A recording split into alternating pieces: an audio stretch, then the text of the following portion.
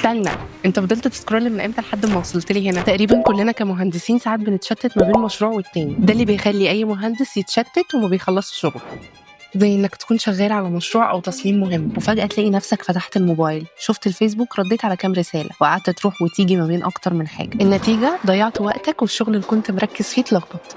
التشتت ده مش بس بيضيع وقتك، هو كمان بيأثر على جودة انتاجك في الشغل. يعني لو كنت شغال على تصميم ميكانيكي او انظمة كهربائية، لو كل شوية بصيت في الموبايل او اتشغلت في حاجة تانية تركيزك هيروح.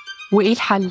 الحل هو إنك تحارب التشتت. ببساطة حاول تركز في حاجة واحدة بس. يعني لو أنت شغال على مخطط هندسي خلي ده شغلك الوحيد، ولو أنت مشغول في اجتماع خلي هو ده الوقت المخصص للتواصل مع التيم. خليك فاهم إن التشتت ده العدو الأول ليك، ولو في حاجة شاغلة بالك حاول تكتبها في ورقة جنبك عشان بعدين ترجع لها من غير ما تشتت نفسك. لو انت عايز تخلص شغلك بتركيز وبطريقة منظمة لازم تبعد عن كل اللي بيشتتك. المهم انك تقدر تسيطر على وقتك. الجيم في الموضوع ده انك لما بتركز بتخلص شغلك اسرع وبجودة اعلى. اتحدى التشتت وركز في شغلك.